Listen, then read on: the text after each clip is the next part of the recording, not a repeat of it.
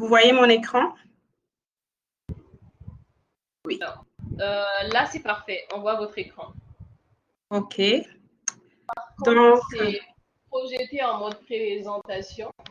Oui. Donc, si vous pouvez revoir la diffusion, parce que là, on voit les slides, mais en mode présentation. OK. On ne l'a pas en full screen, en fait. C'est un PowerPoint, c'est ça?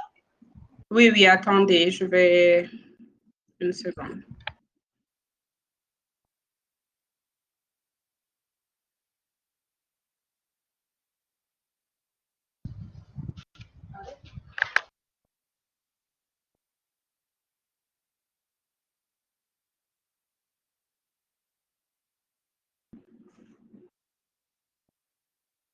Et là, c'est parfait?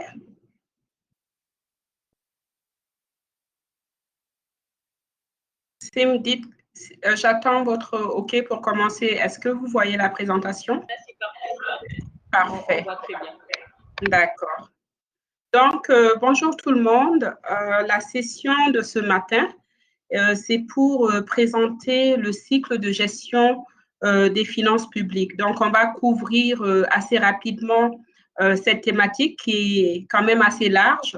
Donc, on va vraiment, je dirais plutôt, l'effleurer.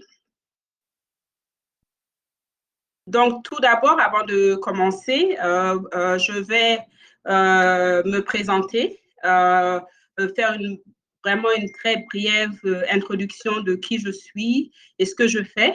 Et ensuite, je vais également vous présenter une vue d'ensemble de la discussion de ce matin. Donc, je m'appelle Takadi Mamadou Konaté. Je suis experte en gouvernance et plus spécifiquement dans la réforme des finances publiques et la réforme administrative. En fait, depuis 2001, j'évolue dans le monde du développement international. Donc, j'avais initialement commencé à travailler avec les petites et moyennes entreprises, et ce qui m'a en fait motivée à élargir ma compréhension sur le fonctionnement des gouvernements au niveau national et également international. Car, comme vous le savez, le gouvernement central, public, le secteur public a un rôle essentiel dans le développement du secteur privé. En 2020, j'ai cofondé la firme Mousso Invest LLC, une firme de capital investissement. Donc, notre mission est de créer une synergie entre les investisseurs et les entreprises sélectionnées et ont des opportunités d'expansion de marché dans la région et en dehors du continent. Donc, nous essayons de combler le fossé entre les investisseurs et les entrepreneurs et nous offrons un service de mentorat sur mesure pour ajouter une plus-value au processus de développement des entreprises qui ont des besoins techniques et financiers très spécifiques à leur vision. Donc, et pour finir, nous travaillons également avec les investisseurs pour leur permettre de comprendre leurs objectifs financiers, motiver l'épargne à leur niveau et les assister à sélectionner des investissements qui répondent à leur appétit de risque. Donc, vous pouvez nous trouver en ligne sur moussoinvest.com pour beaucoup plus d'informations. Donc, comme je l'avais effleuré tout à l'heure, la présentation de ce matin se focalise sur la gestion des finances publiques. Donc, ce matin, voici un peu le cheminement que nous allons suivre. Donc, nous allons en fait commencer avec la planification afin de comprendre l'interconnexion entre un plan stratégique national, le cadre macroéconomique et la présentation sur le moyen terme. Donc, c'est un volet de la planification. Donc, la deuxième partie va se focaliser sur l'exécution. Donc, première partie, la planification, ensuite l'exécution. Donc, je vais en fait faire le lien entre la planification et l'exécution du budget. Dans la troisième partie, nous allons discuter le volet du suivi, notamment des systèmes qui permettent une gouvernance efficace et efficiente des finances publiques. Pour finir cette session aujourd'hui, nous allons discuter du rôle de l'audit externe et de l'évaluation des programmes. Je tiens à le rappeler, comme je l'avais dit au début, cette présentation ne rentre pas vraiment dans les détails des 4 composantes du cycle de la gestion des finances publiques, parce que chaque thème a vraiment des volets différents, et chaque volet, c'est vraiment une expertise assez pointue et qui prendrait énormément de temps à expliquer dans une période de temps beaucoup plus large. Donc, par exemple, certaines composantes que je vais effleurer rapidement seraient, par exemple, la comptabilité, la gestion de la liquidité, la mobilisation des ressources internes et externes dont un gouvernement a besoin pour mettre en place sa politique de développement. Donc, pour commencer, le premier volet, c'est la planification. Donc, la planification, en fait, est la première pièce maîtresse dans une gestion efficace et transparente des finances publiques. J'ai sélectionné cette photo qui, pour moi, représente un peu une défaillance quand la planification n'est pas bien faite. C'est-à-dire qu'on peut commencer avec des investissements, mais on n'arrivera jamais à obtenir les objectifs escomptés. Donc, dans ce cas, c'est un pont qui est quelque part, pas très en ville, mais qui n'a pas été achevé pour manque de financement. Donc, ceci fait partie de tout un processus de planification.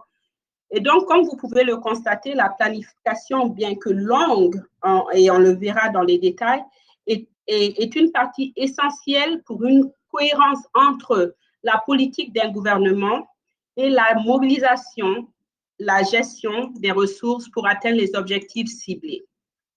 Donc, les caractéristiques suivantes contribuent à un système de gestion des finances publiques solide qui soutient vraiment l'objectif de la bonne gouvernance. Donc, on parle ici la planification afin d'avoir une crédibilité du budget national, et ça permet de poser des questions comme est-ce que le budget est réaliste et est-ce qu'il sera mis en œuvre comme prévu, tout en sachant évidemment que ce sont des documents vivants qu'il faut ajuster au fur et à mesure également. Donc, on parlera un peu dans les détails de tous ces aspects. Ensuite, par rapport à la planification, nous pensons également à l'intégralité. Est-ce que le budget couvre les opérations fiscales du gouvernement? C'est-à-dire, est-ce que le budget prend en compte les recettes et les dépenses dont le gouvernement a besoin pour atteindre ses objectifs? Donc, ceci est vraiment important dans la planification parce que, par exemple, si un gouvernement a besoin de 100 millions de dollars et est capable simplement de mobiliser 50 millions de dollars, ça veut dire qu'il y aura un problème dans la planification des dépenses et donc à atteindre les objectifs. De ce fait, il faudra mettre en place un système de priorisation des dépenses afin de caler le budget avec la prévision des recettes fiscales et aussi de la mobilisation des ressources externes. Quand nous parlons de planification, nous parlons également de la transparence. Les informations fiscales budgétaires sont-elles accessibles au public? Est-ce que le vérificateur général ou les institutions de contrôle émettent leur rapport afin d'informer le public, la société civile, les médias et toutes les parties concernées, y compris les bailleurs de fonds, les banques, les institutions financières, pour comprendre exactement la transparence et la gouvernance d'un gouvernement. Donc, cet aspect transparence, on en parle beaucoup dans les journaux, elle est très importante pour une bonne gestion des finances publiques. Ensuite, la budgétisation. Est-ce que la budgétisation est basée sur des politiques? Est-ce qu'il y a une cohérence entre le budget et la politique du gouvernement, par exemple, pour atteindre les objectifs fixés dans le secteur de l'éducation, de la santé, des infrastructures, de la sécurité alimentaire, de la sécurité physique. Donc, c'est important que le budget soit vraiment basé sur une politique. On parle également dans la planification de prévisibilité et de contrôle de l'exécution du budget. On a vu qu'il y a quand même des planifications qui sont faites par rapport à des indicateurs macroéconomiques, par rapport à des projections sur la mobilisation des ressources internes et externes, et également sur les besoins des populations par rapport aux services publics demandés. Donc, il faut vraiment pouvoir faire une analyse assez détaillée qui permettrait d'avoir un budget beaucoup plus prévisible qui pourrait être contrôlé par les gouvernements. Et parfois, de mon expérience, on voit des prévisions budgétaires qui sont bien au-delà de la capacité du gouvernement à mobiliser les ressources dont elle a besoin. Donc, rapidement, je vais continuer parce que, comme je l'ai dit, il y a beaucoup de détails. Donc, maintenant, dans la planification, qu'est-ce qu'on regarde? Tout pays, généralement, les pays ont une vision à long terme. Donc, ils ont un plan stratégique qui définit les objectifs de développement du pays. Et ce ne sont pas simplement des plans pour les pays en voie de développement, mais également tous les pays développés ont des plans stratégiques pour continuer à se développer, pour continuer à améliorer les conditions de vie de leur population. Donc, en réalité, cette vision est une stratégie qui décrit comment le gouvernement s'attend à contribuer au développement du pays. Donc, de ce fait, cette vision stratégique, par exemple, dans certains pays, ils ont une vision stratégique pour 2030, donc qui diront le plan du pays 2030. Certains ont déjà une vision 2040. Donc, c'est vraiment des documents de travail qui prennent en compte les objectifs globaux du gouvernement qui sont ensuite détaillés au niveau sectoriel. Donc, chaque secteur également établit sa vision, que ce soit en éducation, si l'objectif c'est d'avoir 90% des enfants à l'âge d'aller à l'école primaire, d'être à l'école primaire, ça fera partie de cette vision et ayant évidemment une base, disons 60%, et l'objectif est d'atteindre 90% dans 10 ans. Donc, l'idée, c'est de vraiment se fixer des objectifs afin maintenant de développer une politique de mise en œuvre avec, éventuellement, on va le voir, des plans à moyen terme qui permettra d'exécuter au fur et à mesure cette vision stratégique du plan de développement du pays. Donc, le processus d'élaboration du budget dépend de ce fait de cette vision qui ensuite est découlée sur le plan sectoriel et qui, on le verra éventuellement, sera sur un plan à moyen terme qui est généralement entre au minimum 2 jusqu'à 5 ans. Et ensuite, il y a l'élaboration des plans annuels pour permettre justement l'exécution sur le plan pratique de la mise en œuvre de la politique du gouvernement.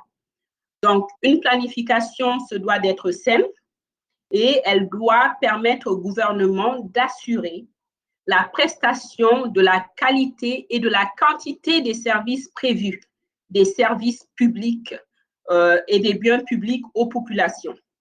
Donc, de ce fait, un budget réaliste, j'en avais parlé, un budget prévisible qui est financièrement conforme. Évidemment, il y a des normes internationales aujourd'hui de conformité, de planification, et qui contribue à la stabilité et l'efficacité de la situation macroéconomique du pays. J'en avais parlé dans mon introduction. L'objectif du gouvernement, c'est de vraiment favoriser l'expansion du secteur privé. De ce fait, sa politique va avoir un effet sur sur la disponibilité et la qualité de la main-d'œuvre. Au niveau de la santé et de l'éducation, ça revient également à avoir une main-d'œuvre de qualité, qualifiée, qui permettrait justement de servir le secteur privé. Donc, un manque de bonne planification financière entrave la stabilité, l'efficience et l'efficacité du gouvernement dans la mise en œuvre de sa politique publique.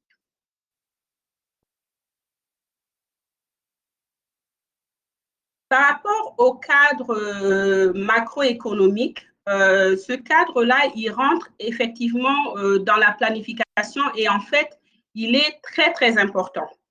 Parce que le processus, il commence évidemment par l'élaboration du cadre macroéconomique.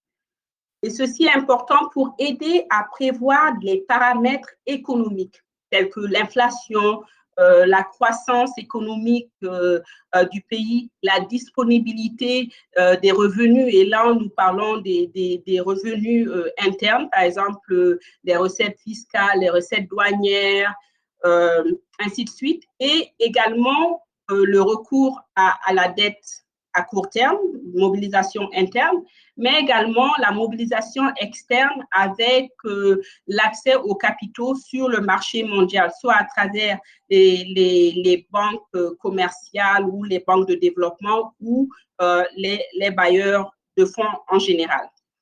Donc, à l'aide de ces prévisions, généralement, c'est le ministère des Finances, dans certains pays, c'est le ministère de l'économie et des finances ou d'autres institutions comme le ministère de la planification qui ont la responsabilité en matière de planification budgétaire. Donc, ces ministères, le ministère responsable pour mon expérience pour la plupart, c'est quand même généralement le ministère des Finances ou le ministère de la planification. Donc, ce ministère communique avec les ministères sectoriels pour faire part de l'enveloppe, parce qu'ils ont déjà fait une analyse de la mobilisation des ressources, des indices de développement économique, du produit intérieur brut, de l'inflation, du taux de chômage, des projections par rapport à l'export des ressources naturelles, des ressources industrielles, des produits industriels faits par le pays. Donc, ils ont une projection. Donc, il y a toujours une unité ou un département qui travaille sur les projections au niveau des statistiques. Et donc, c'est important d'avoir des données de qualité également afin de permettre les équipes de faire des projections qui sont fiables. Donc, de ce fait, le ministère sélectionné, par exemple, ici, on va juste parler du ministère des Finances pour simplifier.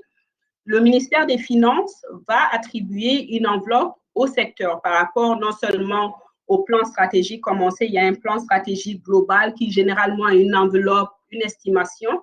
Et ensuite, ce plan stratégique est maintenant analysé sur une période à moyen terme de 2 à 5 ans. Et une enveloppe maintenant est attribuée aux différents secteurs. Donc, les secteurs maintenant travailleront sur leurs priorités. Et en fait, il clarifie également avec le ministère des Finances sur les processus itératifs entre les secteurs et le ministère des Finances, parce que parfois, comme je vous avais dit au début, toute cette planification, quand même, elle est dynamique, c'est-à-dire que les priorités peuvent changer. Nous l'avons d'ailleurs vu avec la COVID-19. Personne ne s'y attendait à cette clôture mondiale.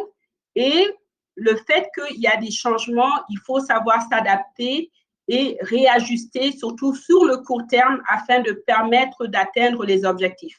Par exemple, un gouvernement qui ignore complètement les conséquences de la COVID-19 aura vraiment des problèmes de planification. Donc, il y a ces discussions qui se passent au niveau du ministère de l'économie et des finances et le ministère sectoriel. Et éventuellement, quand un budget est finalisé, il est soumis à la législature.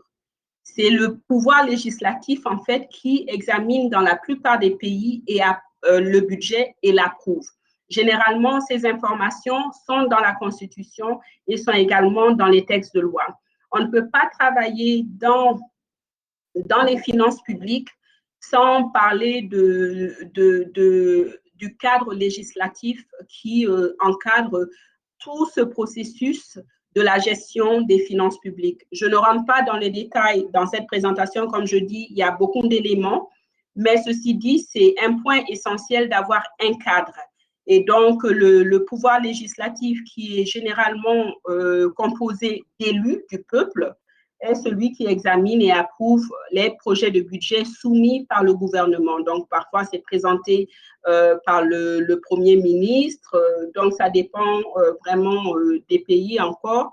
Toutes ces informations sont dans les textes de comment présenter à la législature la planification, le budget et son adoption. Évidemment, il y a également des dates et chaque pays a son année fiscale.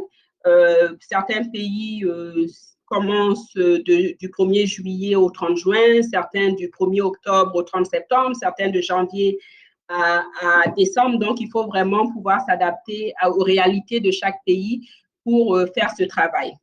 Donc, comme je le disais, un cadre macroéconomique, en fait, contient une prévision économique sur une période de 2 à 5 ans, parce que généralement, c'est plus facile de faire des prédictions sur une période de 2 à 5 ans que sur une période de 10, 15, 20 ans. C'est beaucoup plus difficile vu les variables économiques telles que le produit intérieur brut, l'inflation, le chômage. Donc, en fait, le cadre macroéconomique tente d'évaluer de manière réaliste les tendances et les prévisions économiques nationales, mais également mondiales. Donc, qui vont avoir un impact évidemment sur l'économie nationale. Comme vous le savez, nous vivons dans un monde interconnecté. Donc, il est important, effectivement, que la politique nationale ne fasse pas la politique de l'autruche, qu'elle prenne en compte les mouvements en dehors de son cercle national pour comprendre comment planifier et quelle vision avoir. Par exemple, un pays qui dépend beaucoup de l'exportation des matières premières, donc le prix de ces matières premières sur le marché mondial, les tendances de ces prix vont effectivement affecter la mobilisation des ressources, les recettes dont l'État aura besoin pour mettre en œuvre sa politique de développement. Donc, en tout cas, il faut interconnecter les différents systèmes parce qu'aucun pays ne vit isolé dans ce monde global. Donc, les perspectives économiques nous renvoient à l'ensemble des prévisions. Donc, l'économie affecte à la fois la base des revenus du gouvernement, comme je l'avais dit, et la demande des services gouvernementaux. Par exemple, il y avait récemment, je prends le cas de Covid parce que c'est un cas qui permet de mieux comprendre l'importance d'avoir un système de gestion de ressources humaines.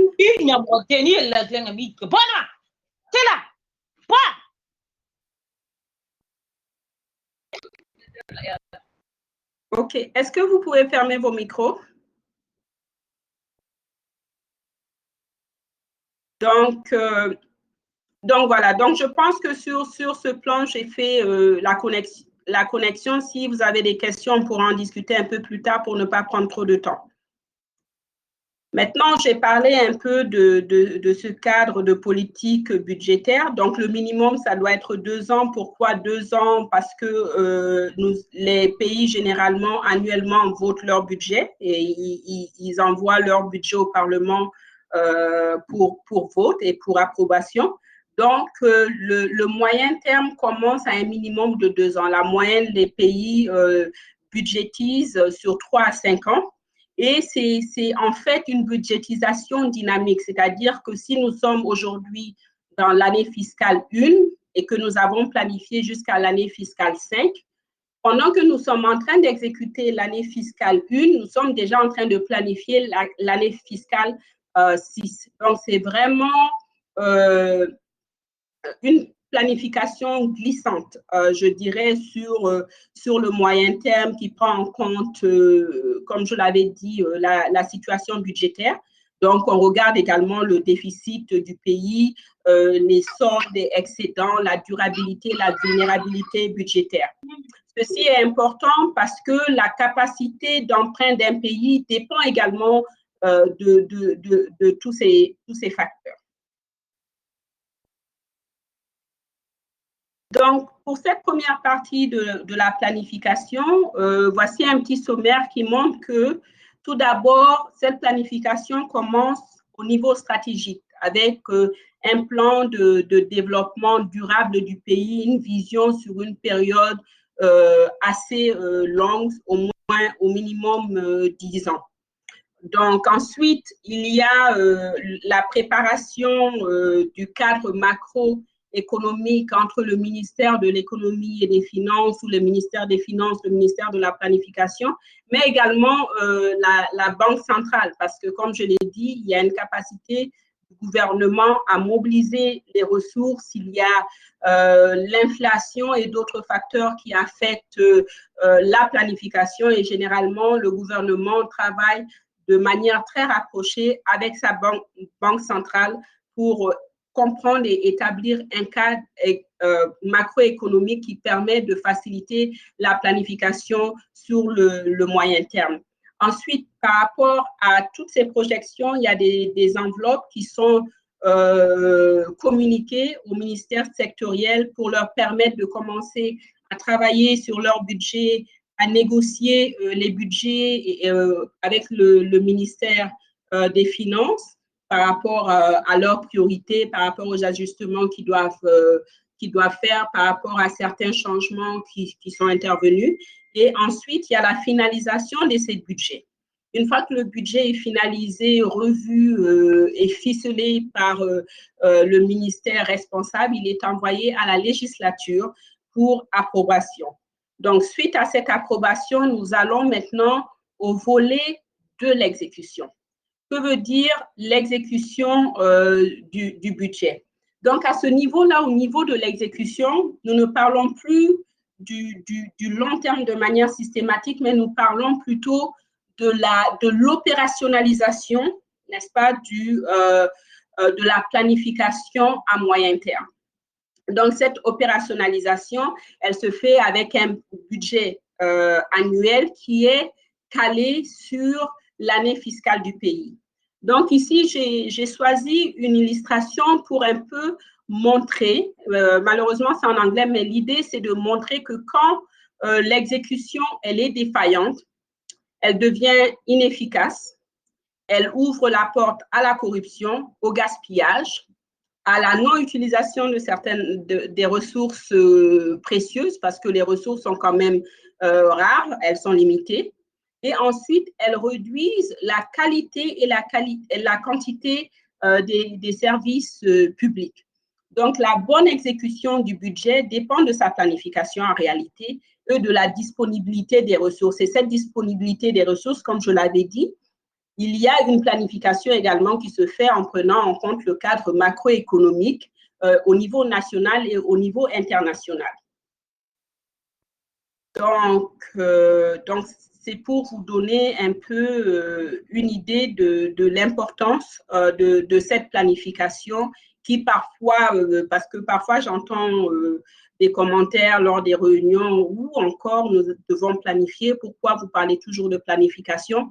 Mais c'est pour ça, et même dans la vie courante, nous planifions, nous avons des calendriers. À la rentrée, nous savons que c'est la rentrée pour les enfants, donc il faut commencer à préparer les frais d'école, il faut payer les sacs, il faut assurer le transport. Donc, c'est toute une planification que nous faisons sur le plan personnel. Imaginez un gouvernement qui a sous sa responsabilité des millions de vies à améliorer. Donc, la planification est très importante pour assurer la qualité des services et des biens publics. Donc, pour avancer avec l'élaboration du budget annuel qui découle du budget pluriannuel, comme nous l'avons vu, les gouvernements généralement émettent des circulaires budgétaires. Donc, ces circulaires budgétaires permettent de décrire généralement les priorités du gouvernement, qui sont généralement, qui découlent, comme je l'ai dit, des plans stratégiques, des plans sectoriels et de la planification à moyen terme. Les lois et les politiques qui régissent le processus de préparation du budget, je vous en ai parlé, il est important de faire attention aux textes de loi parce que c'est ceux qui réglementent la gestion des finances publiques. La responsabilité des différents organismes, je vous ai parlé de l'organisme responsable qui pourrait être le ministère de l'économie et des finances, qui pourrait être le ministère juste des finances, qui pourrait être le ministère de la planification, ainsi que les ministères sectoriels qui ont également leur processus à suivre et qui font découler toute cette consultation au niveau national, parce que les ministères sectoriels sont également au niveau régional dans le pays, au niveau départemental et vraiment au niveau communal. Donc, toute cette communication doit être coordonnée afin d'élaborer un budget qui reflète les priorités de la politique du gouvernement et des besoins des populations. Donc, la préparation du budget de l'exercice suivant, comme je vous l'avais dit, commence dès le début de l'exercice en cours. Donc, si mon exercice commence en janvier, déjà en janvier, pendant que les secteurs commencent à mettre en exécution leur budget qui a été approuvé par la législature, les personnes responsables au ministère des Finances commencent déjà à travailler sur le budget de l'année suivante avec évidemment les ministères sectoriels qui ont également des équipes dédiées pour cet exercice. Donc, il y a évidemment un calendrier budgétaire. Généralement, tous les pays ont un calendrier budgétaire afin de permettre d'avoir un budget voté en début de l'année fiscale. C'est très rare que ces activités se fassent dans le désordre parce que les dates importantes sont spécifiées dans les calendriers. La date de soumission à la législature sont également spécifiées dans la circulaire budgétaire avec les instructions. Quand est-ce qu'on demande les budgets, les opportunités des négociations, la soumission à la législature. Donc, tout ça fait partie des circulaires qui sont souvent émis par l'entité responsable de l'élaboration du budget national. Donc, une fois que nous avons le budget, nous commençons maintenant l'exécution.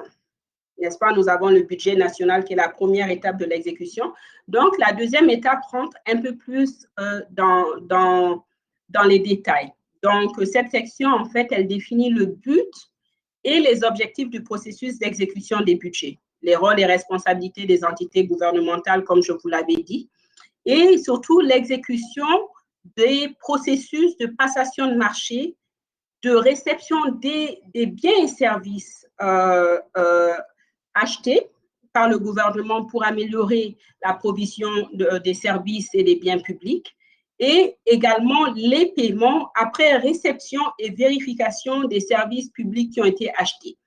Donc, par exemple, si vous décidez d'acheter des bics et que vous recevez des crayons, donc à ce moment-là, la vérification, elle est importante parce que votre achat était différent. Donc, c'est parfois négligé, on en parle beaucoup dans les finances publiques, on se dit, bon, on demande excessivement trop, mais en fait, ces vérifications sont essentielles. Si vous demandez à une personne de vous construire une maison de 3 chambres, elle vous construise une maison de 1 chambre, je suis sûre que personnellement, à la réception, vous allez avoir des problèmes. Mais dans ce processus de construction de maison, c'est sûr que vous faites également un suivi de manière naturelle pour vous assurer que les ressources que vous avez investies dans la construction de cette maison est bien utilisée et va vous permettre d'avoir la maison que vous avez commandée. Donc, c'est le même objectif pour le gouvernement. Donc, il y a un processus d'acquisition et on va en parler un peu plus tard. Et ensuite, il y a un processus de réception, de vérification et de paiement des biens et services qui ont été financés par les fonds publics. Donc, voilà. Je vais continuer parce que je vois que je suis déjà à 33 minutes. Donc, je parlais précédemment de la passation de marché. Je pense que c'est un volet assez important à survoler. De manière naturelle, je le vois dans notre vie courante personnelle, nous faisons une comparaison de prix dès que ce sont des biens qui coûtent un certain montant.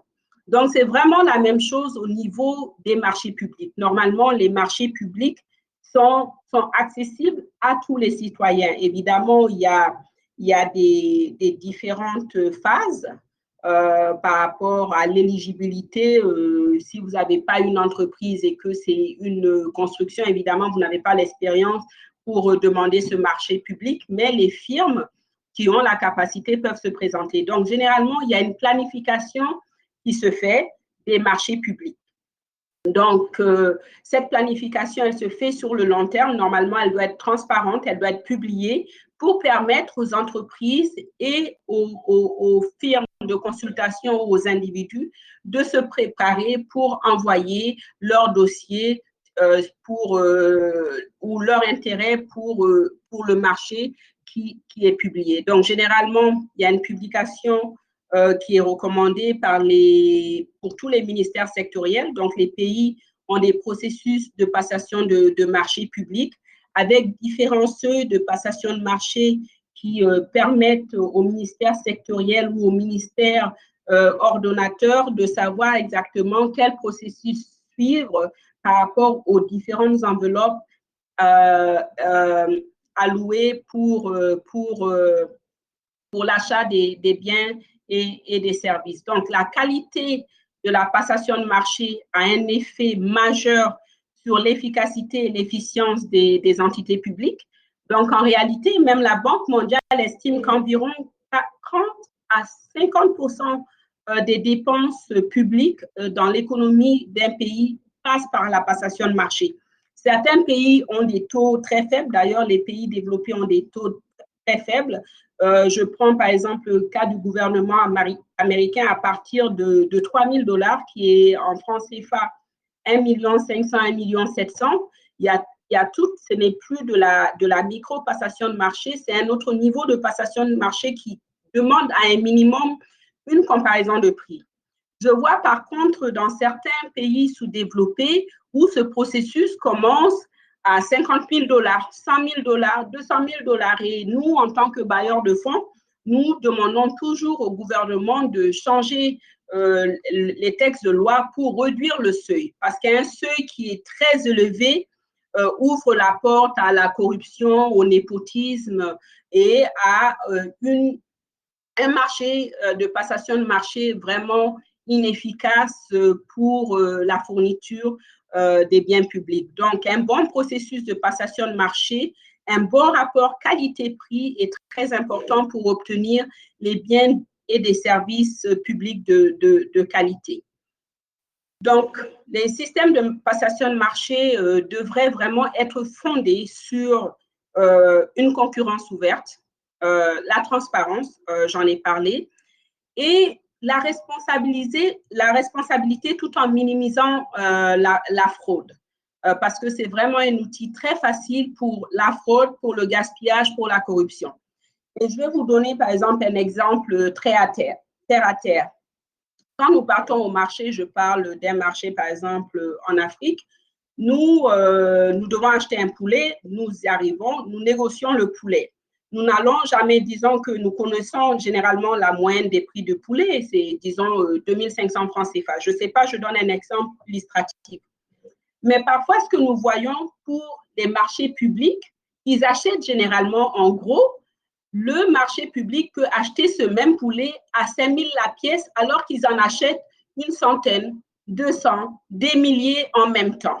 Mais ils ne négocient pas parce qu'il n'y a pas eu un système de passation de marché transparent, un processus transparent qui permet justement d'acquérir les poulets à des prix beaucoup moindres qu'un individu qui achète qu'un seul poulet.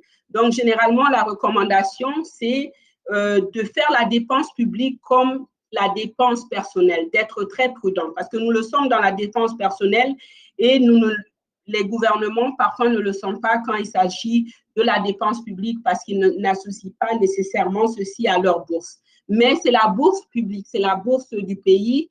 Tous les citoyens d'un pays contribuent à cette bourse à travers les impôts, à travers la douane, à travers des impositions indirectes ou directes. Donc, c'est très important d'avoir un processus transparent.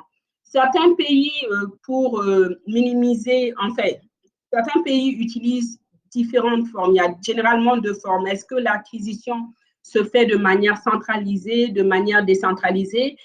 Chaque processus a ses avantages, donc il faut vraiment pouvoir les utiliser. Donc, je ne vais pas rentrer dans ces détails parce que c'est toute une leçon à part, mais il y a quand même 6 étapes essentielles dont je voudrais quand même partager avec vous. Donc, en termes de passation de marché, donc, il y a d'abord la demande de réquisition pour exprimer les besoins. Il y a le processus d'appel d'offres. Il y a le processus d'évaluation des offres par une commission. Il y a ensuite la négociation et la signature du contrat et la gestion de ces contrats parce que chaque contrat peut avoir des jalons différents. Donc, il faut vraiment une bonne gestion des contrats qui ont été signés par le gouvernement. Une fois que les biens sont livrés, que ce soit en une fois à 100% ou suivant différents jalons, il faut une vérification pour s'assurer de la qualité des biens et des services qui ont été reçus avant d'effectuer les paiements. Donc, deux fois, on le voit, on crie énormément sur les réseaux, il y a eu des paiements qui ont été effectués sans que le bien n'ait été reçu. Donc, ça montre déjà les failles dans le système. Et ces failles dans le système, pour avancer rapidement, peuvent être minimisées avec un bon système de contrôle interne. Au niveau, par exemple, aussi de la comptabilité, parce que la comptabilité, on apporte, se fait sur base de support, les paiements se font sur base de support, donc il y a tout un processus de vérification pour voir si le contrat est signé, est en bonne et due forme et a été signé par l'autorité compétente pour la signer. Ces autorités compétentes sont généralement définies dans les circulaires. OK. Oui, est-ce que vous pouvez éteindre votre micro? Donc, la comptabilité fournit quand même des éléments essentiels qui permettent d'améliorer le système de contrôle interne pour comprendre les failles. Où est-ce que la vérification, par exemple, n'a pas été faite? Que s'est-il passé au niveau de la négociation? Le processus de passation de marché, est-ce qu'il a été transparent? Est-ce qu'il est clair? Donc, c'est un système assez dynamique pour continuer à renforcer la gestion des finances publiques. Donc, ce contrôle interne, il est extrêmement important pour pouvoir vérifier l'achat et la réception des biens et services et la provision des services publics aux citoyens.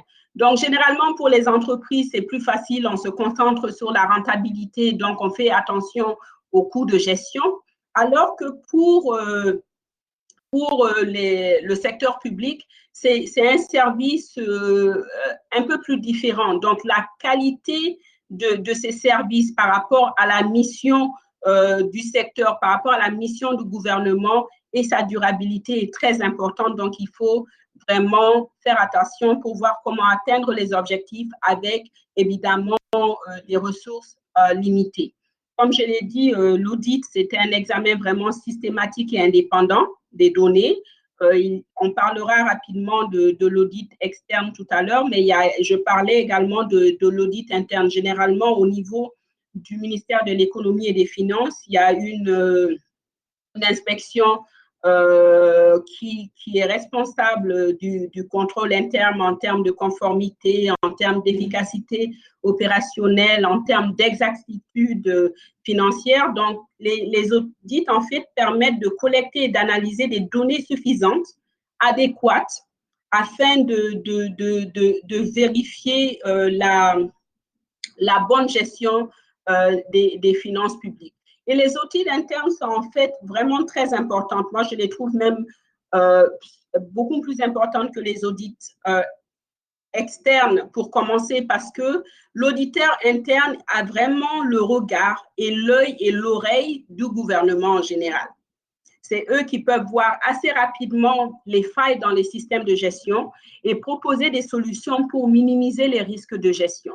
Donc, c'est très important que ces audits se fassent de manière régulière et qu'il y ait des plans d'audit. On ne se lève pas un matin pour dire, parce qu'on le voit malheureusement dans certains gouvernements, où il y a même un manque de planification par rapport aux audits, c'est-à-dire un calendrier d'audit sur l'année fiscale, d'autant plus que les ressources sont déjà mises à disposition. À un minimum, les ressources humaines sont financées. OK? Donc, je vais continuer. On pourra poser des questions plus tard sur l'audit.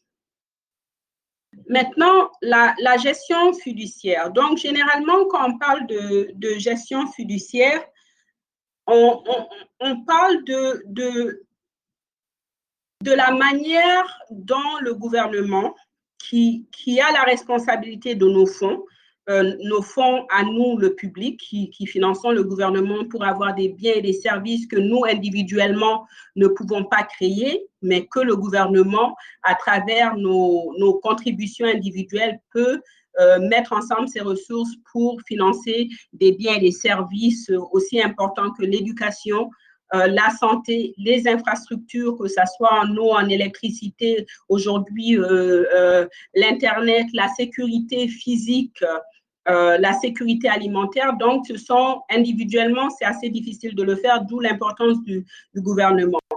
Donc, la gestion fiduciaire, elle est extrêmement importante et elle est la responsabilité de tous pour éviter des pertes financières et des coûts additionnels. Par exemple, un exemple très simple sur le plan personnel, si je perds, disons, j'avais dans ma poche 500 000 francs CFA qui devaient servir pour la rentrée des enfants, puisqu'on sera bientôt en septembre, je le perds, impossible de le retrouver, c'est de la liquidité. Donc là, non seulement j'ai d'abord, la première chose que j'ai une perte financière, mais la perte fiduciaire, elle est beaucoup plus importante, l'impact fiduciaire. Parce que l'impact fiduciaire, elle est celle-ci. Elle est le fait qu'aujourd'hui, je n'ai plus les moyens pour inscrire mon enfant à l'école. Est-ce que l'enfant pourra commencer l'école en septembre comme prévu? Peut-être pas. Peut-être que l'enfant, si je n'ai pas des ressources ou accès soit au crédit, soit à une famille qui a des ressources qui pourraient me les prêter, cet enfant risque de ne plus aller à l'école. Donc, l'impact est beaucoup plus énorme sur le long terme. La perte financière, elle est immédiate, on ne la sent pas tellement. Ce constant, c'est vraiment l'impact sur la qualité et la durabilité des services publics. Donc, c'est pour ça qu'on en parle. On parle beaucoup de manque de transparence, on parle beaucoup de corruption, on parle beaucoup de certains cycles de déstabilisation dans les pays qui sont liés justement à cette mauvaise gouvernance. Donc, si la mauvaise gouvernance a commencé il y a 30 ans, nos gouvernements n'ont pas investi dans l'éducation, dans la santé, dans les infrastructures.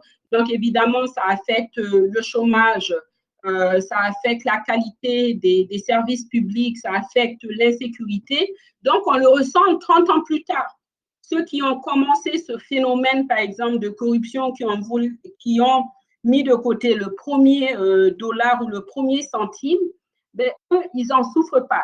C'est ceux qui sont là aujourd'hui, 30 ans plus tard, 40 ans plus tard, 20 ans plus tard, qui vont sentir l'impact de ce centime qui n'a pas été utilisé de manière efficiente. Donc ça, c'est un concept qu'il faut vraiment bien comprendre. Par rapport au système de gestion. Donc, généralement, pour la gestion des finances publiques, il y a des systèmes de gestion qui sont en place. Au niveau des finances publiques, il y a le système intégré de gestion des finances publiques. Et de plus en plus, les pays l'adoptent parce que ça permet de communiquer et de savoir tout ce qui se passe au niveau de la gestion des finances publiques. Donc, il y a l'aspect budgétaire.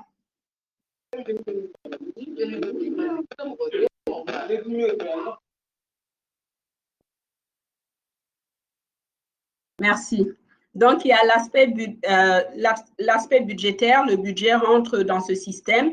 Il y a la gestion de l'approvisionnement, il y a la gestion des contrats, on en a parlé tout à l'heure, il y a la gestion des inventaires parce qu'il y a l'acquisition des différents inventaires, que ce soit des équipements roulants, des équipements informatiques, les infrastructures. Et ceci est important parce qu'il y a tout un système, le volet maintenance, entretien qui doit être pris en compte, n'est-ce pas? Et évidemment, des prévisions par rapport à cela, non seulement à l'entretien courant, mais également à la planification pour avoir une disponibilité budgétaire pour réinvestir dans les équipements puisqu'ils ont une durée de vie limitée et la comptabilité définit justement les méthodes de dépréciation des différents inventaires qui sont disponibles au niveau de l'État. Ensuite, un volet dans lequel je vais rentrer en détail et on n'en parle pas très souvent, c'est la gestion du capital humain. Donc, le gouvernement, sa première richesse, c'est le capital humain qui travaille pour lui, parce que ce sont les hommes qui mettent en œuvre les politiques de développement du gouvernement. Je m'excuse, mais s'il vous plaît, vous pouvez éteindre les micros. OK, merci. Donc, la gestion des ressources humaines.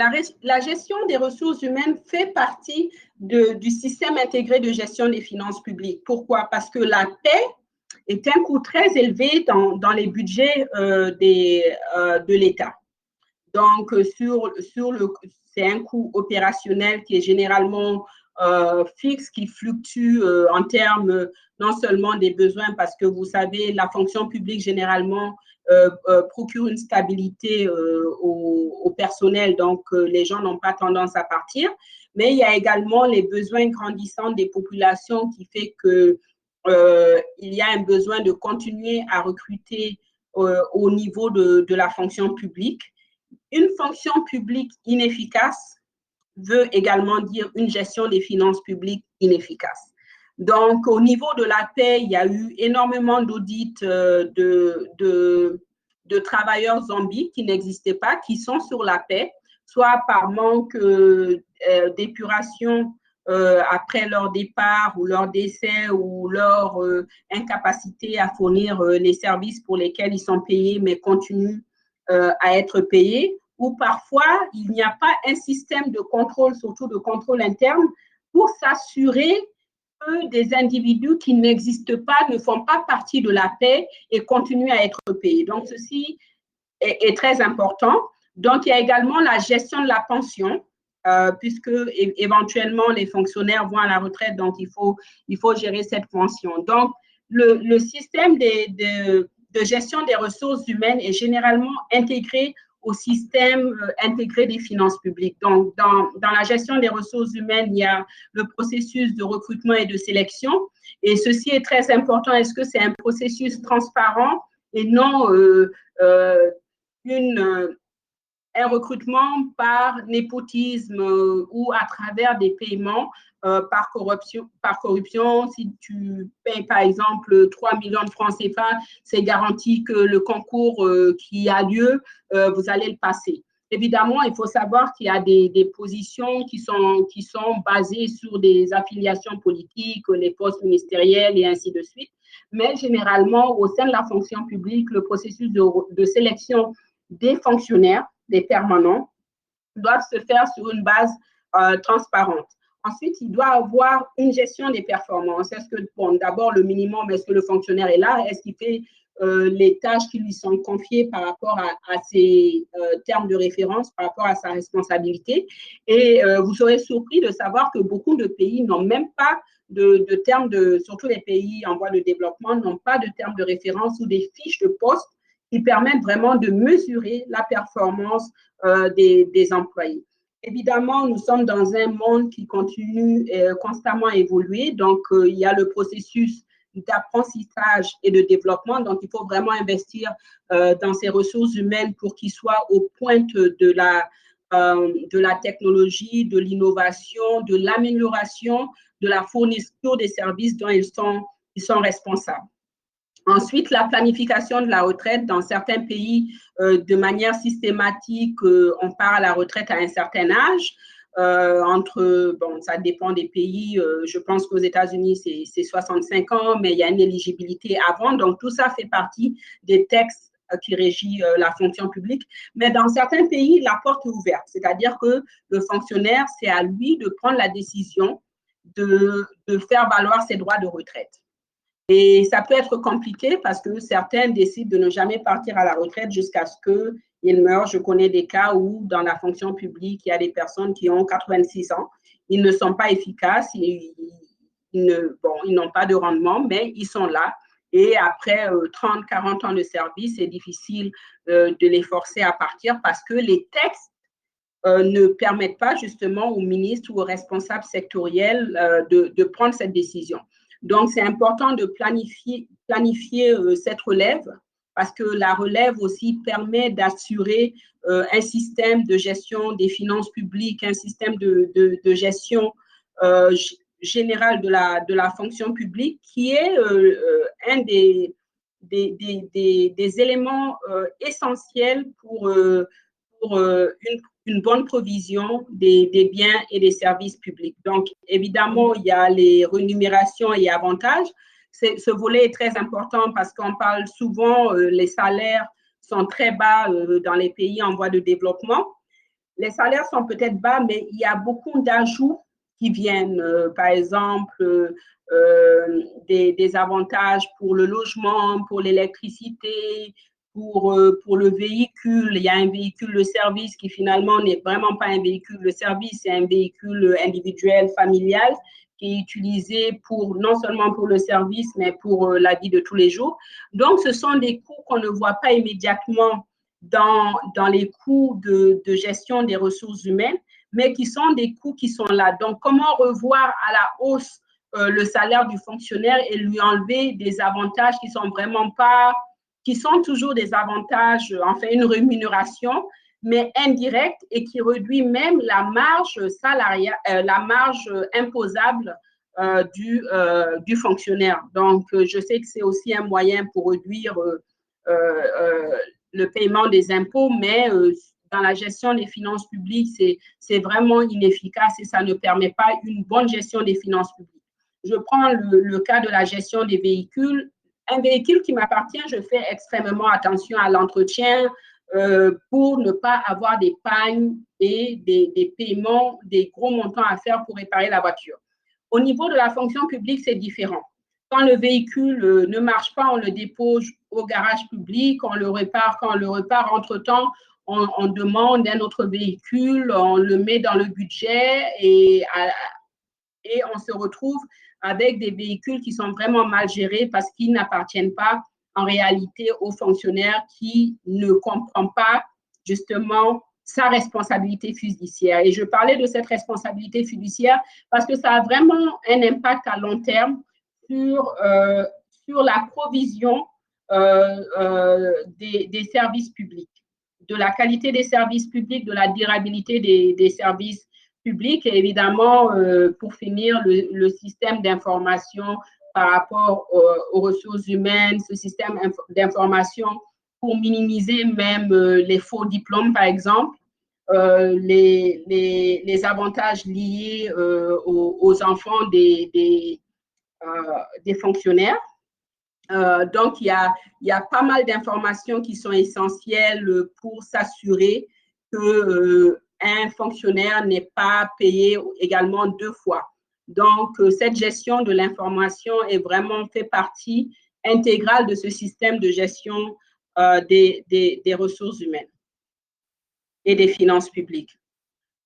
Donc, j'avais un peu parlé de l'audit interne. Au niveau de l'audit externe, la définition, en fait, elle reste le même. Le mécanisme est juste simplement différente. Donc, généralement, les audits externes sont effectués par un cabinet ou un organisme gouvernemental indépendant qui répond généralement à la législature et qui fait généralement partie et qui suit les règlements des institutions de contrôle au niveau international.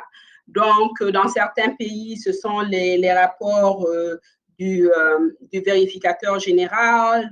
Dans d'autres pays, c'est l'institution suprême de contrôle. Dans d'autres pays, c'est la Cour supérieure des comptes.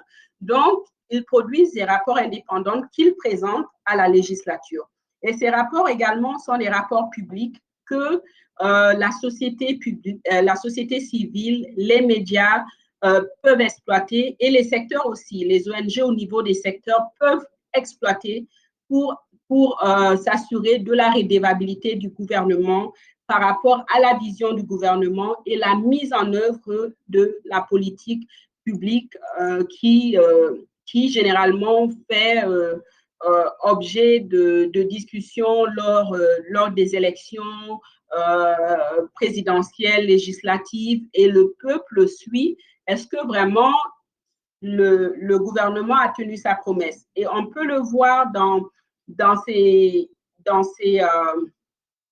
rapports d'audit, l'efficacité de l'utilisation des ressources publiques qui nous appartiennent à nous, le peuple, qui finançons le gouvernement. Donc, il y a l'aspect financier de l'audit, mais il y a également l'aspect programmatique.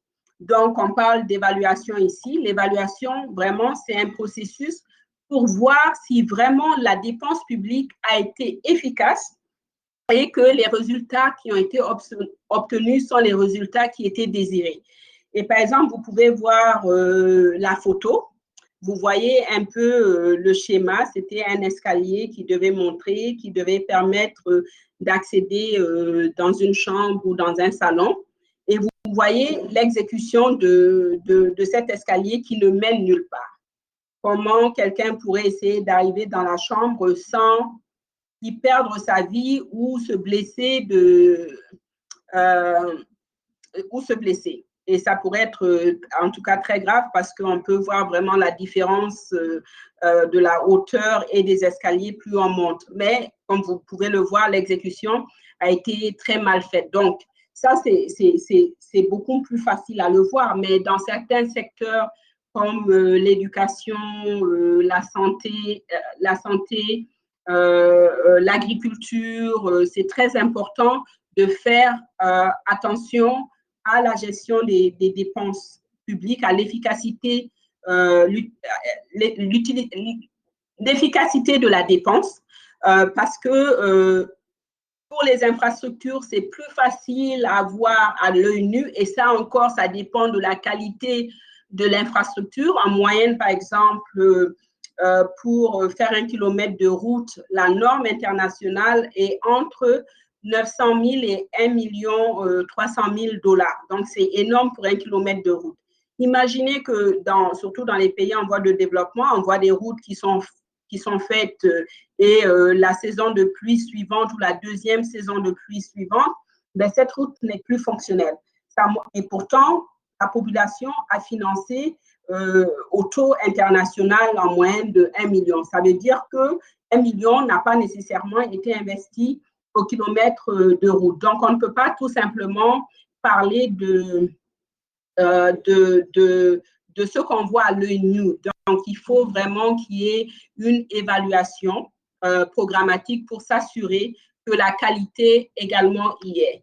Et j'ai eu à faire des audits au niveau du secteur de l'infrastructure. Je ne vais pas citer le pays, mais il y avait, par exemple, 3 kilomètres de route qui devaient être faites. Mais quand on a regardé la dépense, ben, la dépense, il n'y avait que des achats surtout des achats de gasoline, d'essence, et c'était durant une campagne présidentielle. Donc, vous imaginez sur le montant, à peu près 2 tiers ont financé l'achat de l'essence. Donc, c'est important d'avoir ces évaluations de programmes pour s'assurer que l'argent qui a été investi a vraiment produit la qualité des biens et des services et sur la durée dont on a vraiment besoin. Donc, une route est généralement construite sur le long terme. Donc, si c'est une route construite pour, disons, 5 à 10 ans avec les entretiens qui viennent avec et qu'en une année, cette route n'est plus fonctionnelle, c'est que la dépense n'a pas été efficace et ça aura également un impact négatif sur la gestion des finances publiques et sur la provision des services du ministère de l'infrastructure ou des transports dépendamment des pays. Donc, pour résumer, c'était un peu long, mais pour résumer, on a discuté de la planification. Donc, à ce niveau, nous avons parlé du plan stratégique national, du cadre macroéconomique qui est important afin d'arriver à une planification sur le moyen terme qui, généralement, est un minimum de 2 ans jusqu'à 5 ans. Et c'est surtout une planification qui est glissante parce que chaque année, pendant l'exécution, on continue à planifier au fur et à mesure. Ensuite, nous avons parlé de l'exécution, notamment du budget annuel, de son exécution au niveau sectoriel, des mécanismes d'exécution. On a parlé de la passation de marché, on a parlé du contrôle interne, on a parlé du circulaire. On n'a pas parlé de la liquidité, mais à ce niveau-là, pourquoi c'était important de mettre liquidité, c'est que quand le budget est approuvé, le ministère responsable, donc on avait pris l'exemple du ministère des Finances, fait des attributions, des allocations pour dire, bon, voici votre budget pour le mois de janvier est disponible. Donc, on ne donne pas toute la location budgétaire au ministère parce qu'il y a des ministères, et on l'a vu, mon expérience l'a vu également, qui peuvent dépenser leur budget annuel en un mois. Et après, c'est au ministère des Finances de se débrouiller pour les coûts opérationnels qui sont fixes, comme le paiement des salaires, ainsi de suite, et les coûts d'investissement. Donc, la gestion de la liquidité, c'est par rapport à la mobilisation des ressources internes à court terme, donc notamment les douanes, le recours à la dette à court terme avec l'émission des bonds, je ne sais pas comment on le dit en français, et ensuite la mobilisation également à long terme. Donc, sans cette liquidité, il sera très difficile au gouvernement de continuer à payer non seulement les coûts opérationnels et les coûts d'investissement, mais également à rembourser la dette publique parce que généralement, les pays ont toujours une dette publique qu'ils doivent rembourser au fur et à mesure. Nous avons également parlé du système de contrôle. On a un peu effleuré la comptabilité et le contrôle interne. Ensuite, par rapport au suivi, nous avons parlé de la gestion fiduciaire et notamment de l'impact positif ou négatif de cette gestion fiduciaire et surtout négatif quand il y a un système de népotisme, de manque de transparence et de corruption. Nous avons parlé du besoin d'avoir des systèmes intégrés de gestion financière, mais également de gestion des ressources humaines pour que chacun communique et soit au même niveau d'information afin d'avoir une gestion des finances publiques efficace et transparente. Et pour finir, nous avons effleuré le sujet de l'audit externe et de l'évaluation. Donc, ceci est non seulement pour permettre à la législature qui a approuvé le budget de comprendre l'efficacité de la gestion des finances publiques qui est mise en œuvre par l'exécutif et qui aussi a pour objet d'atteindre la planification sur le long terme, la vision stratégique non seulement de l'exécutif, mais également du législatif qui utilise cette vision pour se faire élire. Donc, nous avons parlé également du besoin d'aller au-delà de l'audit financier pour comprendre vraiment si les fonds ont été utilisés de manière efficace, pour s'assurer que si on a effectivement financé 1 kilomètre de route, nous avons effectivement reçu 1 kilomètre de route, mais sur la durabilité du financement. Parce que si le financement, c'était pour 1 kilomètre de route avec les entretiens qui pourraient tenir pendant 10 ans, il faudrait que cette durabilité puisse être testée par des ingénieurs indépendants pour confirmer effectivement l'efficacité et la durabilité de la dépense. Donc, nous avons finalement, pour finir, parlé un peu du système de redevabilité. Donc, il y a quand même le législatif qui a une vue d'ensemble et qui peut toujours appeler le gouvernement pour demander des comptes. Mais il y a également, très important, la société civile à travers les médias, à travers les organisations non gouvernementales qui peuvent aussi influencer la politique publique et demander beaucoup plus de transparence, beaucoup plus de ressources dans les secteurs dans lesquels ils participent. Donc, c'est la fin de cette présentation pour vous permettre de poser des questions. Merci.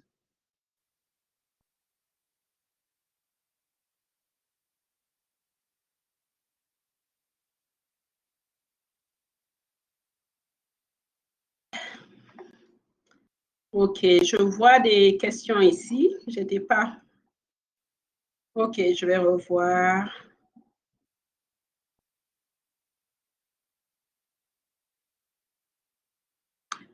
Par rapport à la question de Jige Yuma, ma question est de savoir si les gouvernements doivent toujours se fixer des priorités alignées aux objectifs de développement. Comme je l'avais expliqué, les priorités aussi, c'est les objectifs de développement quand même prennent en compte les besoins réels de beaucoup des populations quand on prend au niveau de la santé, au niveau de l'éducation, au niveau du développement du capital humain. Donc, c'est pour ça que ces objectifs de développement fixés par les Nations Unies deviennent une référence, mais le gouvernement doit effectivement élaborer sa propre vision, son plan stratégique sur une période de minimum 10 ans pour atteindre ces objectifs et mobiliser non seulement les ressources humaines et financières, mais assurer une bonne gestion des finances publiques. Donc, non, ils ne sont pas nécessairement tenus à faire exactement ce qui est dit dans les ODD, mais c'est quand même une source de référence parce que c'est fait sur des études quantitatives et qualitatives sur le long terme. Donc, en regardant les informations passées, les résultats, l'état des lieux, donc il y a toujours une évaluation, l'état des lieux. Quand on regarde beaucoup d'objectifs sur, par exemple, je prends l'égalité hommes-femmes dans tous les secteurs de la vie, l'un des objectifs, surtout au secteur public, c'est d'atteindre 30% au niveau global. Beaucoup de pays l'ont dans leurs objectifs et n'arrivent pas à le faire. Donc, ça reste toujours des objectifs qu'il faut atteindre pour au moins qu'un jour on puisse dépasser ces 30%, arriver à 40, 50 ou pourquoi pas être majoritaire puisque les hommes aiment bien le dire, les femmes sont majoritairement représentées dans ce monde, mais sur le plan économique, nous sommes vraiment minoritaires. Donc, il faut savoir aligner la stratégie du pays avec vraiment des objectifs de développement qui sont quand même faits sur une base éduquée et à travers la disponibilité et la qualité des données statistiques qui sont dans le pays et aussi dans les institutions financières comme la Banque mondiale, le Fonds monétaire international qui font de manière systématique des collectes de données. Et pour finir sur ce point-là particulièrement, il y a certains pays qui n'ont pas nécessairement les données statistiques. Leurs instituts de statistiques ne sont pas efficaces. Et ensuite, si on prend le recensement de la population, il y a des pays qui n'arrivent pas à le faire chaque 10 ans. La recommandation, c'est de le faire chaque 10 ans parce qu'il peut y avoir un changement énorme au niveau de la population, au niveau des besoins et les secteurs ont besoin de comprendre, par exemple, en 10 ans, comment la population a changé, quel est le pourcentage, par exemple, de la jeunesse pour pouvoir financer, par exemple, l'éducation. N'est-ce pas? Donc, il y a besoin d'avoir des données de qualité. Malheureusement, beaucoup de pays ne l'ont pas, mais à travers les appuis qu'ils reçoivent des différentes institutions, ces institutions sont capables de collecter certaines données qui leur permettent de définir des objectifs de développement. définition des propriétés, Sheila, comment définition des propriétés de financement? Je ne pense pas que je comprends très bien cette question, donc je vais vous laisser la reposer en bas. Khalil Cissé, est-ce que les gouvernements accordent à chaque fois la totalité des budgets réclamés par les départements? Évidemment, non. Et ceci, comme je le disais, l'enveloppe des ressources, elle est limitée. Nous savons tous, ce n'est pas seulement au niveau du gouvernement, mais nous avons tous des ressources limitées. Le gouvernement a également des ressources limitées. J'ai parlé au début de cette planification qui est importante et du regard de l'aspect macroéconomique, tant au niveau national et international. Donc, par rapport à toute cette prévision qui est faite, le ministère responsable, on a pris comme exemple le ministère de l'économie et des finances, regarde son enveloppe par rapport à ses prévisions, par rapport à sa capacité de mobiliser les ressources. Et la capacité de mobiliser les ressources peut être affectée par des facteurs vraiment externes. On l'a vu, par exemple, dans le cadre de la COVID qui avait affecté le monde entier et a vraiment eu un impact sur les pays en voie de développement. Donc, il y a cette capacité à mobiliser les ressources. Ensuite, il y a la dette publique de l'État, donc qui va affecter la capacité à mobiliser les ressources externes et même internes parce que ça devient vraiment plus cher puisque c'est beaucoup plus risqué. Il y a un autre point que je voulais faire, c'était la capacité de mobiliser même les ressources en interne. Par exemple, avec la COVID et le manque d'inactivité, évidemment, les entreprises ont également pris un coup très dur. Ça veut dire qu'ils ont beaucoup moins vendu de produits et de services. Donc, ils ont moins de bénéfices ou ils ont même des pertes. Et donc, de ce fait, ils ne peuvent pas payer des impôts sur les revenus. Et ça affecte énormément l'enveloppe qui est à la disposition de l'État et on va le voir, on va voir cet impact dans les années à venir. Donc, de ce fait, c'est pour ça que cette planification et cette dynamique dans la planification pour chacun revoir les priorités. Donc, par rapport à ces priorités, d'utiliser son enveloppe. Donc, évidemment, j'avais parlé du mécanisme de négociation pour repartir au niveau du ministère responsable et discuter et voir comment ajuster le budget ou avoir beaucoup plus d'appropriation qui n'est pas nécessairement garantie, mais évidemment, ça suit une politique du gouvernement. Par exemple, aujourd'hui, on le voit, une des actions principales à travers le monde, c'est d'éradiquer la COVID et de réouvrir le plus rapidement possible. Donc, le ministère de la Santé et également le ministère de l'Éducation pour permettre la réouverture des écoles peuvent être beaucoup plus avoir une priorité beaucoup plus grande que d'autres secteurs. Donc, non, généralement, l'enveloppe n'est pas celle qu'on veut et sans oublier aussi que les ministères, deux fois, demandent beaucoup plus que nécessaire parce qu'ils se disent, bon, si j'augmente mon enveloppe, peut-être que j'aurai les fonds dont j'ai vraiment besoin. Donc, il y a tout ceci qui est pris en compte lors de l'attribution des budgets, mais la capacité, le cadre macroéconomique est quelque chose qui vraiment affecte la distribution des ressources. Dans les contextes, Mariam Karim, dans les contextes où les budgets accordés ne sont pas utilisés à 100% par les départements, sont-ils réattribués? Y a-t-il des KPI efficaces permettant un suivi? Comment se passe la gestion dans ce cas de figure? On n'a pas nécessairement parlé de cela, mais ça dépend vraiment du circulaire. Normalement, dans certains pays ou dans certains cas, quand tu n'utilises pas le budget qui a été accordé, tu peux le perdre l'année suivante, c'est-à-dire que ton budget peut être réduit. Moi, je n'aime pas nécessairement cette politique parce que il y a beaucoup de facteurs qui rentrent en compte dans la planification. Donc, ça veut dire qu'à la fin de l'année fiscale, il y a des secteurs qui ont sûrement des fonds dont ils n'ont pas besoin. mais pour ne pas perdre ou en fait avoir une enveloppe réduite la prochaine année fiscale. Donc, ce qu'ils font, c'est de simplement commencer à acheter des biens et des services dont ils n'ont pas nécessairement besoin. Donc, il faut mettre en place un système de suivi dynamique. Dans les pays en développement, c'est quand même vraiment une défaillance, ces systèmes de suivi.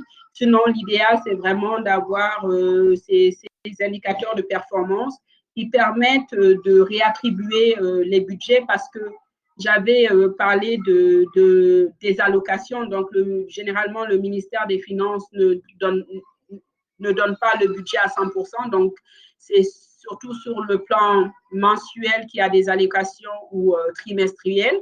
Donc, c'est quand même un moment pour le ministère responsable et le ministère sectoriel de revoir les projections et de dire, bon, idéalement, c'était nos priorités, mais il y a eu des changements. Donc, cette année, nous n'aurons pas besoin de ce budget. Donc, vous pouvez le réallouer au ministère prioritaire.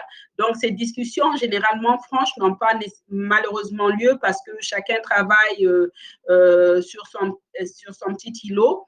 Et des structures doivent être mises en place. C'est pour ça que, par exemple, des systèmes de gestion intégrés des finances publiques permettent au ministère des Finances, aux auditeurs, d'avoir l'accès à l'information et de pouvoir faire un suivi régulier pour justement éviter un gaspillage des ressources publiques. Le FMI porte-t-il un regard au système de gestion financier de nos États? Si oui, est-ce sa contribution? Mamadou Gori. Oui, le FMI porte un regard sur le système de nos pays, surtout les pays en voie de développement. Comme j'ai parlé de système intégré, mais vous verrez que beaucoup de pays en voie de développement n'ont pas des systèmes intégrés. Pour donner, par exemple, des exemples bien précis, dans le système intégré de gestion des finances publiques, il y a ce qu'on appelle le compte unique du Trésor. Donc, le compte unique du Trésor, c'est vraiment un compte virtuel, je dirais, avec les budgets attribués à chaque secteur, avec des comptables publics qui effectuent des paiements et chaque jour, à la fin de la journée, ce compte est remis à zéro. Donc, le FMI, depuis plus d'une dizaine d'années, au minimum, plus d'une dizaine d'années, demande à nos États de consolider leur compte unique du Trésor. Donc, pourquoi ils le demandent? Parce que, il y a un pays où j'étais vraiment étonnée, ils avaient presque 10 000 comptes publics. Donc, dans ces comptes publics, il y a des millions de dollars. Il y a un signataire qui est effectivement de la fonction publique, qui est peut-être décédé, qui n'existe plus, qui n'est plus dans la fonction publique, qui ne sait même pas que ce compte existe ou qui utilise ce compte pour des besoins personnels. Donc, du coup, le gouvernement se retrouve à aller sur le marché financier à court, moyen et long terme pour emprunter des fonds alors qu'il y a des fonds dans différents comptes bancaires qui ne sont pas connectés. Donc, ça, c'est un exemple de certaines activités que le FMI, le Fonds monétaire international, pousse pour consolider le compte unique du Trésor, pour aussi, par exemple, l'utilisation des comptables publics qui sont indépendants. Donc, dans beaucoup de pays, le ministre peut être signataire du contrat, c'est-à-dire c'est lui l'ordonnateur, mais il est également signateur du chèque au moment de la livraison. Donc, ça, c'est vraiment pas normalement au niveau du ministre, mais en même temps, tu peux pas être l'ordonnateur et celui qui effectue des paiements parce qu'il y a un conflit d'intérêts. Donc, la mise en place des comptables publics certifiés dans la fonction publique qui sont responsables du paiement des dépenses et qui leur permettent de faire une certaine vérification, de s'assurer d'avoir la preuve que les biens et services qui ont été achetés ont été reçus. Donc, ça aussi, c'est un système très important. En termes de l'aspect macroéconomique, le FMI détient énormément d'informations parce qu'ils ont des experts qui étudient de manière journalière le cadre macroéconomique des pays. Ils ont même tendance à avoir, je trouve, une prévision beaucoup plus réaliste que les pays qui sont parfois beaucoup plus optimistes dans leur planification. Donc, de ce fait, d'avoir un autre regard qui permet de dire qu'il faudrait revoir à la baisse est une bonne option. Ceci dit, je ne dis pas qu'il faut être nécessairement dépendant d'eux. Ou le problème que nous avons, c'est que dans beaucoup de nos institutions, nous n'avons pas la capacité, nous n'avons pas les personnes qui comprennent ce système, qui comprennent le besoin d'avoir des informations de qualité pour une gestion efficace des ressources humaines. Donc, évidemment, on se replie sur les institutions internationales, d'où le besoin d'avoir, je l'avais expliqué, des systèmes de gestion des ressources humaines efficaces, à commencer par le recrutement. Donc, mettre les hommes qu'il faut à la place qu'il faut. Donc, ça permettra aussi d'avoir cette indépendance pour pouvoir également discuter avec le FMI, mais également avec les bailleurs de fonds, même en termes de négociation. Parfois, je me retrouve en face d'un gouvernement, j'ai envie de m'asseoir de l'autre côté avec eux parce qu'ils ne savent pas négocier, ils ne savent pas. Tu te demandes même s'ils ont lu les contrats pour bien comprendre les implications de ces contrats avant la signature. Donc, il y a vraiment un besoin de formation, un besoin de recruter les personnes qui ont les compétences nécessaires pour ce genre de décision qui affecte vraiment le pays et qui éventuellement va avoir un impact négatif sur le long terme. Est-ce que la passation des marchés tient compte à un budget en particulier? Chaque secteur a son budget. Donc, chaque secteur, y compris la primature, la présidence, le ministère des Finances, les ministères sectoriels, et ensuite, ça découle au niveau local, au niveau régional et local. Donc, chacun a son budget. Donc, la passation de marché est dans ce budget. Par exemple, il peut y avoir il y a un besoin de recruter des agronomes pour faire avancer la politique du ministère de l'Agriculture. Donc, le recrutement de ces agronomes, est-ce que ça va être d'abord des fonctionnaires ou des contractuels? Donc, tout ça, ça va dépendre des circulaires qui sont là, de l'agrément et de la négociation entre le ministère et les finances, parce que la classification va en dépendre. Donc, maintenant, une fois que tout ceci est budgétisé, il y a un processus qui est fait. Donc, même le recrutement du personnel, c'est un processus de passation de marché. On ne parle pas beaucoup, mais l'idée, c'est de recruter la personne qu'il faut à la place qu'il faut. Donc, c'est un processus. Le processus d'achat des véhicules, c'est un processus. Donc, normalement, dans les budgets sectoriels, ces budgets doivent être traduits en budget opérationnel, c'est-à-dire définir dans un plan de passation de marché exactement ce dont les acquisitions que va faire le gouvernement ou le secteur pour lui permettre d'atteindre ses objectifs. Donc, ce n'est pas un budget à part, la passation de marché. Il y a effectivement des unités de passation de marché qui existent. Des fois, ils sont sous le ministère des Finances, des fois, ils sont sous le ministère, sous la primature. Mais la passation de marché est un processus, en fait, qui fait partie de la gestion des finances publiques. Donc, une fois que les fonds sont alloués, on ne peut pas simplement commencer à sortir et aller faire des achats comme ça. Il y a des processus qu'il faut suivre.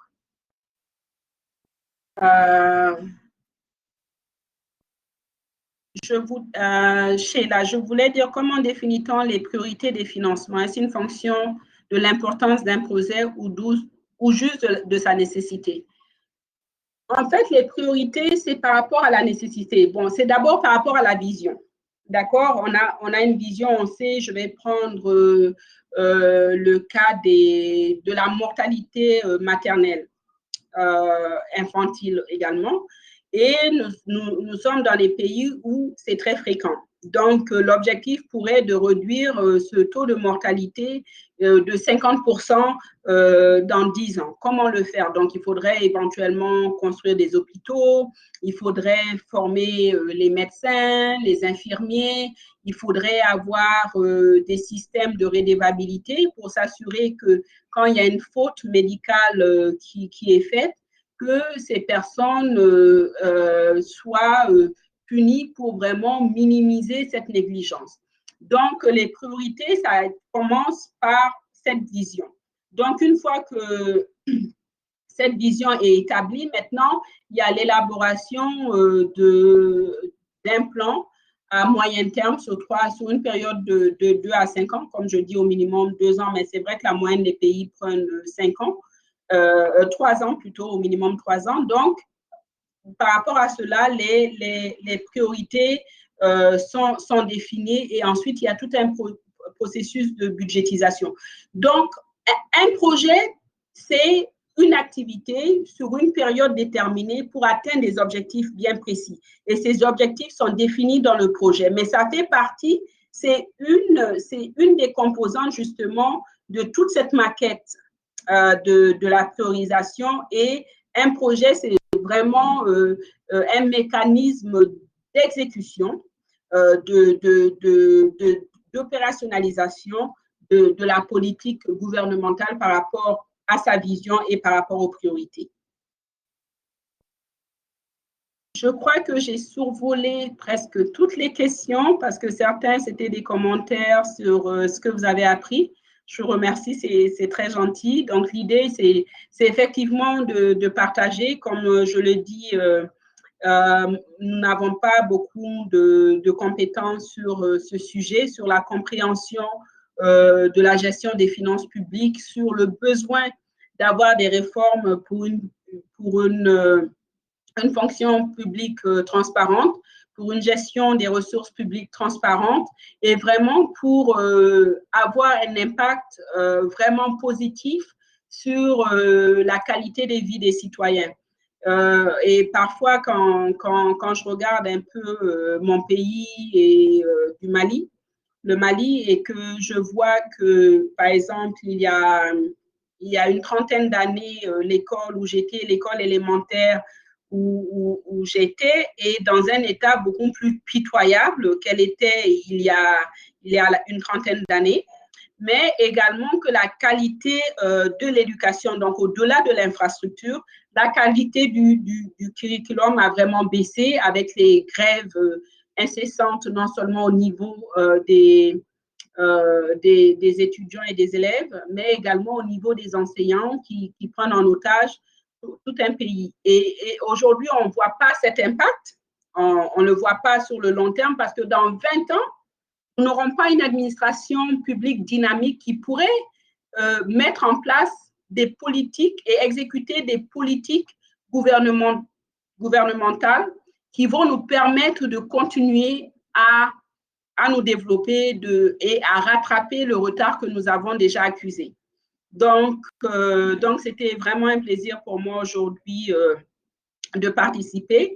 Je vois Monsieur Cissé ou Madame Cissé, les financements publics sont-elles différentes des finances des collectivités locales? Non, les finances publiques englobent tout. Donc, les finances publiques commencent au niveau national, mais c'est pour ça qu'on parle de décentralisation.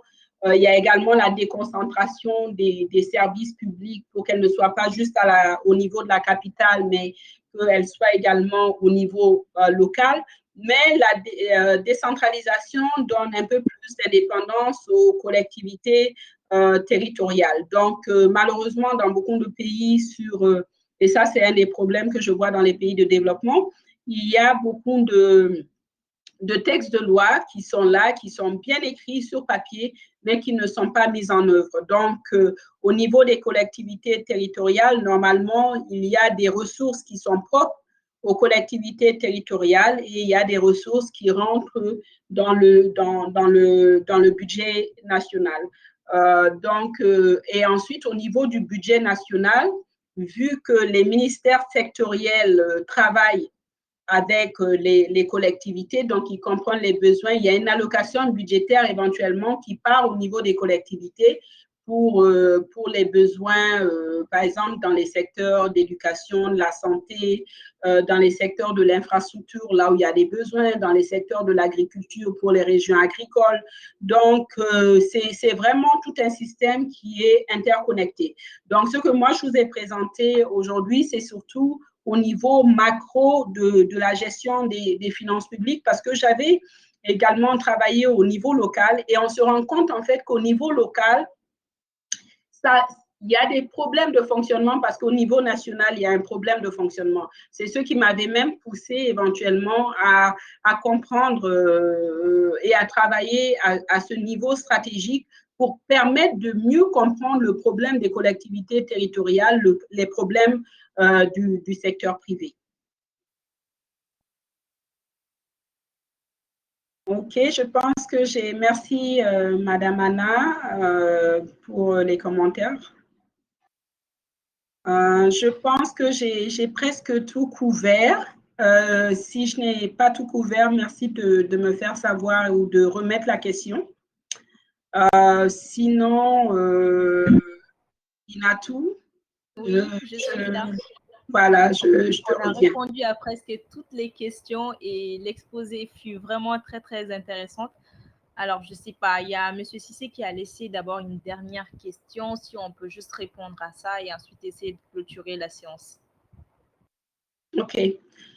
L'endettement, je n'ai pas parlé, et je l'avais mentionné au début, je n'ai pas beaucoup touché l'aspect de la mobilisation des ressources. Donc, l'endettement, elle peut être interne avec l'émission des actions, je ne sais pas comment on le dit en français, mais en anglais, ce sont des bonds, mais ce sont des actions publiques émises par le gouvernement pour mobiliser des ressources au niveau national, généralement avec un remboursement sur une période d'une année. Donc, ce sont des dettes à court terme, mais il y a également des dettes à long terme. Par exemple, quand vous entendez parler des appuis budgétaires, généralement, les appuis budgétaires, il faut faire attention, ce sont quand même des prêts que nous recevons, qui ne sont pas nécessairement des prêts sectoriels qui partent directement pour appuyer de manière globale la politique du gouvernement. Les projets qui sont financés, par exemple, par les institutions comme la Banque africaine de développement, la Banque mondiale, le Fonds monétaire international, généralement, sont des dettes.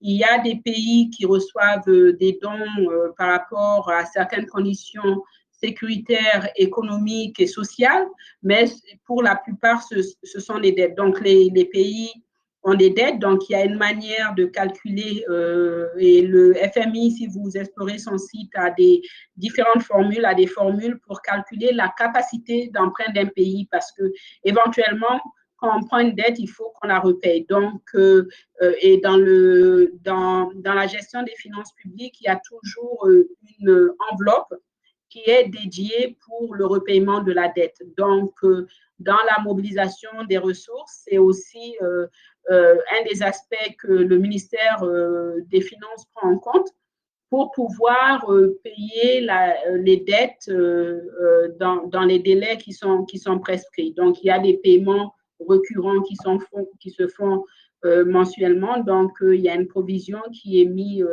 à ce niveau. Donc, de ce fait, il y a un besoin de gestion de liquidité, non seulement pour répondre aux besoins sectoriels, pour payer les dépenses courantes, mais également pour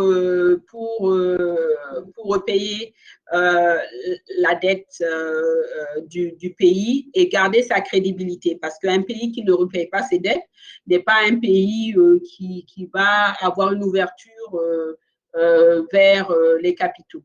Ensuite, la capacité de repayer la situation macroéconomique du pays, les risques sécuritaires et autres, affecte également l'intérêt que le pays va payer sur cette dette. Donc, parfois, certains pays, surtout les pays à faible revenu, il y a des accords sur des prêts concessionnels. Donc, les prêts concessionnels, ça veut dire que le taux d'intérêt que ces pays reçoivent sont inférieurs au taux du marché. Donc, et d'autres pays généralement acceptent d'avoir des taux plus élevés pour permettre les dettes, enfin les taux d'intérêt les taux d'intérêt concessionnels. Donc, n'oubliez pas que généralement dans les institutions financières, surtout ceux qui sont focalisés sur le développement, notamment le Fonds monétaire et la Banque mondiale, les banques de développement, les pays qui composent ces groupes sont les pays de la région. Donc, par exemple, en Afrique, il y a, avec la Banque africaine de développement, il y a les pays africains qui sont généralement membres de la BAD. Il y a également les pays européens et les pays américains comme la Banque mondiale, le Canada, les Européens comme la France et d'autres pays. Il y a également des pays asiatiques, y compris la Chine. Donc, ils sont pays membres. Donc, les pays membres sont généralement les gouverneurs de ces institutions. Donc, il y a des décisions au niveau stratégique, au niveau des conseils, au niveau des représentants de ces institutions qui sont généralement les ministres de l'économie et des finances ou le premier ministre, ça dépend de qui est, selon la loi, le représentant auprès de ces entités. Et il y a toujours des discussions sur la situation macroéconomique des pays. Et d'ailleurs, chaque fois que nous amenons un projet au Conseil pour son approbation, pour le financement, il y a toute une analyse économique qui est faite sur le pays, sur sa capacité de repayer, sur sa capacité d'exécuter, sur sa capacité de décaisser et d'obtenir les objectifs qui sont fixés dans les accords de prêt qui seront éventuellement finalisés et accordés au pays. Donc, voilà. En tout cas, merci infiniment pour cette brillante exposé. Déjà, on a répondu à toutes les questions et M. Cissé, j'espère que vous avez eu la réponse à votre question.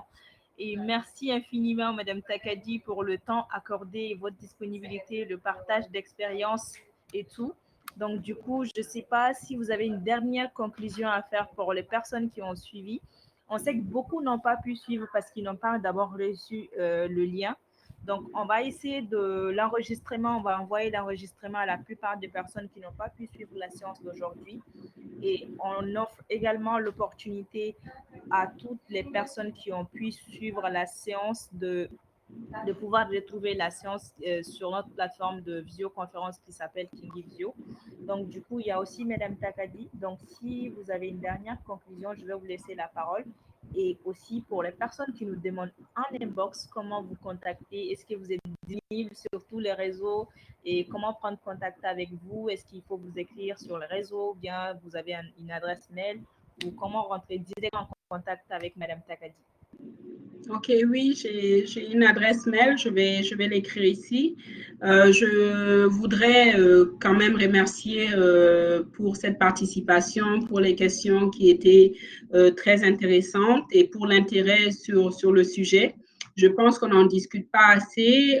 Parfois, je vois des analyses assez passionnées sur les réseaux et je sais que ça peut être, bon, généralement, je n'aime pas répondre parce que la complexité, ce n'est pas une simple analyse qu'on a entendue dans les grains, c'est beaucoup plus profond que ça.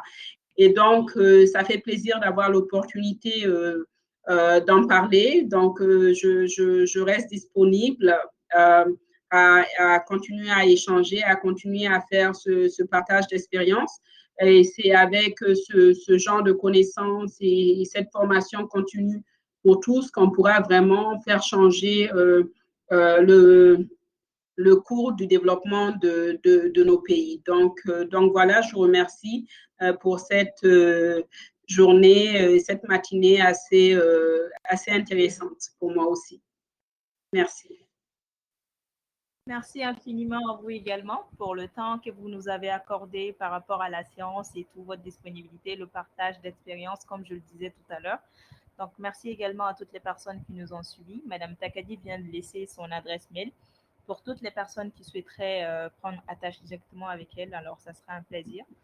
En tout cas, merci infiniment pour toutes les personnes qui ont suivi également la séance. Donc, on s'est dit peut-être bien prochainement pour une nouvelle séance qui sera peut-être programmée en fonction du temps de Madame Takadi. En tout cas, il y a une prochaine séance. OK. Oui, effectivement. C'est en fonction de votre disponibilité. En tout cas, on sera toujours ravis de Tu pouvoir. as bien glissé ça à la dernière minute. Hein? Bien sûr. En tout cas, il n'y a pas de problème. Ça serait un plaisir. Et je pense que si on doit avoir des prochaines séances, je pense que ça doit être des modules qu'on pourrait éventuellement développer pour ne pas reprendre juste un aperçu de la gestion des finances publiques, mais de pouvoir entrer un peu plus en détail. Et aussi, surtout, si c'est possible de votre côté, de demander à vos participants quels sont les points d'intérêt aussi qui permettraient de présenter les thèmes, la thématique qui intéresse l'audience. Parce qu'aujourd'hui, j'ai fait cette présentation, mais je n'étais pas sûre quelle était l'audience, quelle était mon audience, et ça m'inquiétait un peu, et donc je suis bien contente que ça a aidé. En tout cas, merci infiniment. D'accord. Il y a toujours des personnes qui sont en train d'écrire. On voit bien qu'ils ont bien apprécié la séance. En tout cas, j'espère que pour toutes les personnes qui ont participé aujourd'hui, ils vont repartir avec une connaissance sur le thème en question. Et on espère avoir d'autres opportunités pour discuter de la question, bien sûr. En tout cas, merci infiniment à tous et spécialement à Madame Takadi qui nous a surtout accordé ces temps d'échange avec vous, nous. Donc, merci infiniment à tout le monde. Donc, c'est pourquoi on va mettre fin à la séance d'aujourd'hui. On sait que ça a été très, très intéressant pour la plupart de vous. Et tout a une fin. Donc, on espère vous revoir pour une prochaine séance. Merci infiniment.